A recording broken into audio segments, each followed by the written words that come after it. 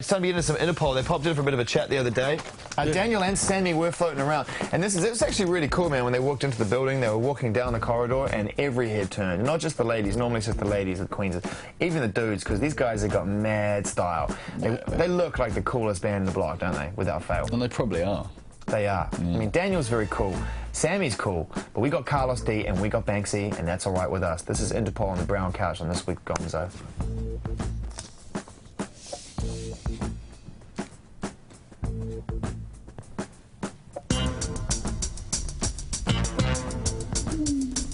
Welcome back. Good to see you. Good to see you too. Good to see you. And, you know, after a triumphant return to the stage last night as well, I couldn't make it because I was working late, but Alex went down and said it was euphoric, was the word he used. And that was just the crowd reaction, let alone the music. He said it was an amazing show, one of the best of the year to date. How did you find the Coco gig and being back on a London stage? Oh, it was great being back in London, and it was a nice, intimate venue, and the crowd was great. Yeah, but nobody searches. Nobody cares somehow.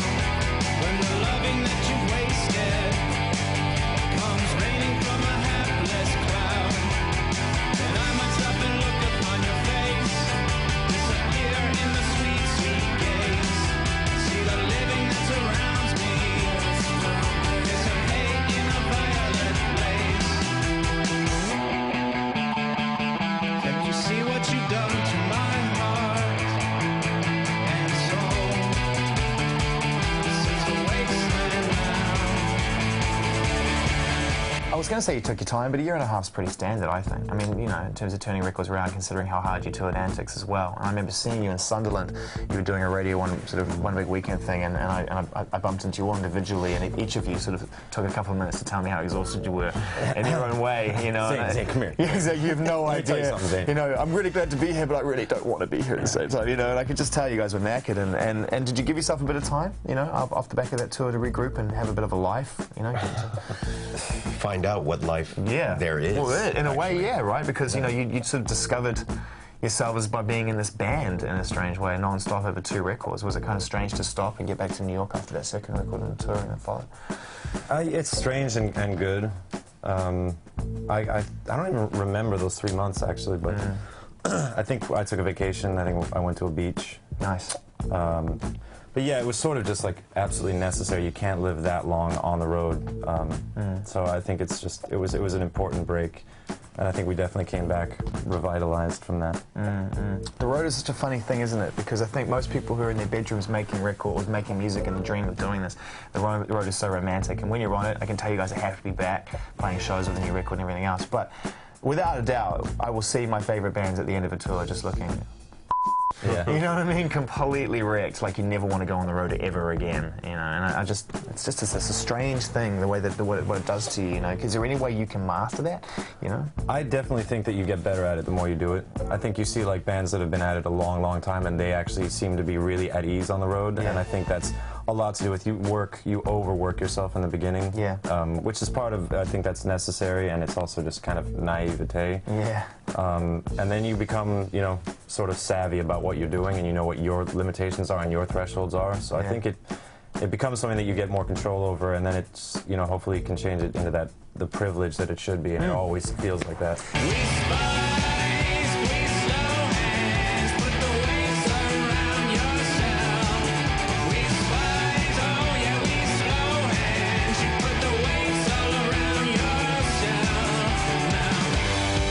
These are some final questions for you before we say thank you and goodbye. These are for you guys from your fans via our website, and they're good people and they're good fans. So this is from Gary UK. I'd kind of like to know what films you're all into. I suppose that's quite a broad question, so we could keep it more contemporary for the moment. What was the last film you saw you really liked or something like that?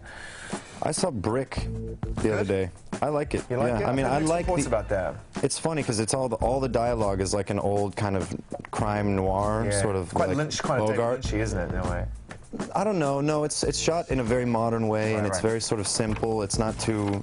Visually, it's just well shot. There's nothing too stylistic about the way it's shot, but all the dialogue is like old gumshoe crime drama. Yeah. And it's just strange to see these supposedly high school characters speaking that way. It's obviously a huge artistic indulgence, but it actually... you think that's what's meant to be? You know? Well, and it pulls you out, but then it pulls you back in with the story, and it's just like this really interesting kind of playful concept for a film, and it works. It's good. Do you have a genre that you particularly fond of more than any other? No, but I have favorite directors, and Right. like David Lynch is probably my all-time favorite, and his last one, Inland Empire, which is 3 hours of completely unintelligible, hallucinogenic kind of montages, but for some reason, and Lynch is fantastic at doing this, he captivates you and keeps you interested, even though you don't know what the hell you're watching. Yeah. Well, I was going to invite you around for a barbecue, some beers, and Die Hard 4, but I will see Die Hard 4. There you I'm go. a fan. Come on. This one from June 22. Did anyone get to keep the puppet from the Evil video? We never even saw it. Yeah. We never saw it in the flesh. All right, because, yeah, of course, right, it was done. It was just, yeah. But the dude who made that is some, serious artist, and I think that's his work, is like these automated puppets. Yeah. And I think, he's probably got them in a collection someplace. Scaring kids, man. You guys scaring kids for That was a freaky video. We speak about travel, yeah, we think about the land. We smart like all people's feeling real tan. I could take you places, do you need a new man? Wipe the pollen from the faces, make revision to a dream while you wait in the van.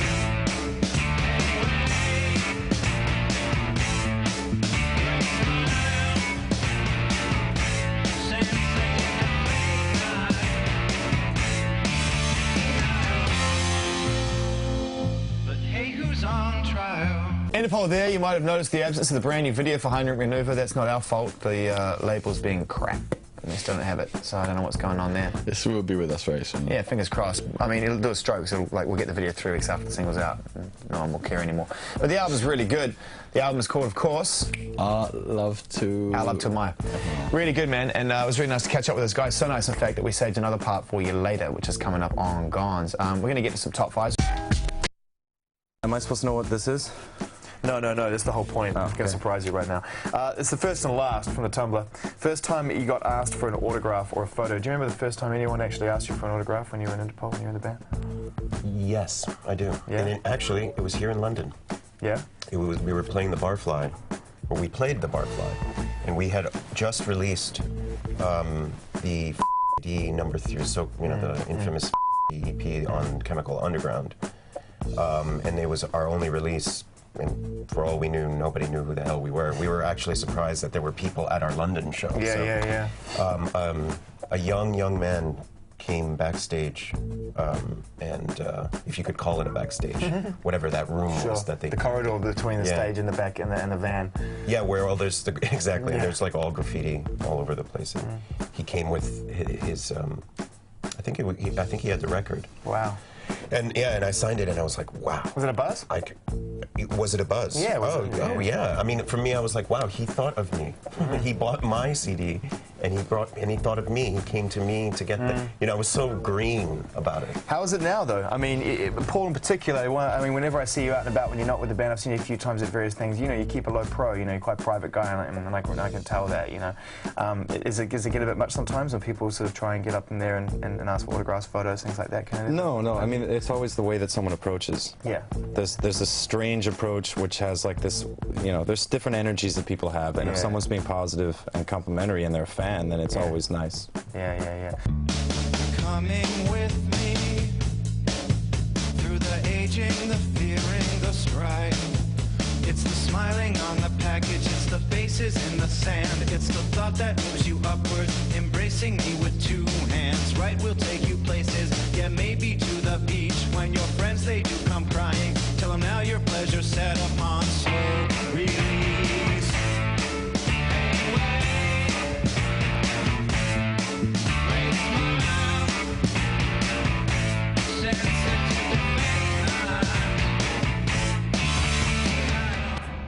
We should talk as well before we move on with this about the first single off the record, about the Heinrich Maneuver, and the title. Is that an in-joke? Is that an in-joke between you guys? It's classified information for the time being, and we're currently discussing when we can declassify it. We were trying to work out whether you guys are into health and safety or just coming out of the Nazi closet for real. Right.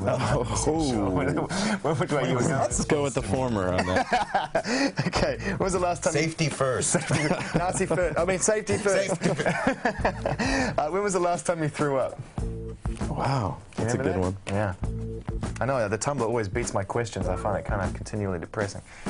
It was less than a year ago. Yeah? and for reasons that I don't think I'm at liberty to discuss.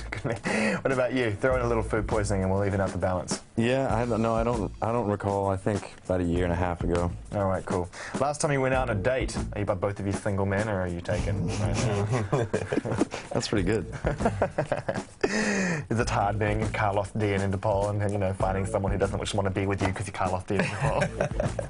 Actually, it is. Let me tell you. It took a lifespan with no cellmate and a long way back.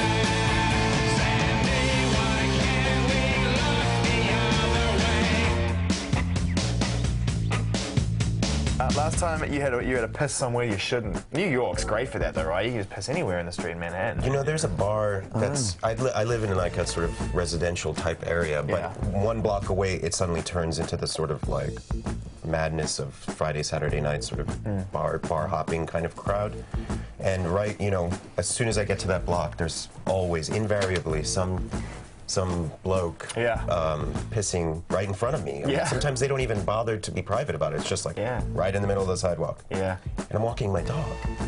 So I Dog can't gets say- ideas and then it just turns into a pissing orgy, you know? And you're in trouble, you know? Oh, jeez. When was the last time you properly lost your temper? A long time ago. Really? He's Oh, pretty... yeah, this man. He's mellow? Yeah. There's a ceiling for him where it's Even like, keel. I like that. no matter what you do, and sometimes I'm like, ah. Who's got the temper in the band? Carlos got a temper in the band? I reckon Daniel could be a bit tasty. Sam's oh a my God. very Sam. temperamental dude. Sam's Short got... fuse. He's the nicest guy, but he's also the most sort of like Yeah, yeah, short-fused guy. I spent a lifespan with no cellmate a long way back. Sandy, why can't we look the other way? You're weightless, send me a rope tick. You need someone to take you there. Sandy, why can't we look the other way? Why can't we just play the other game? Why can't we just look the other way?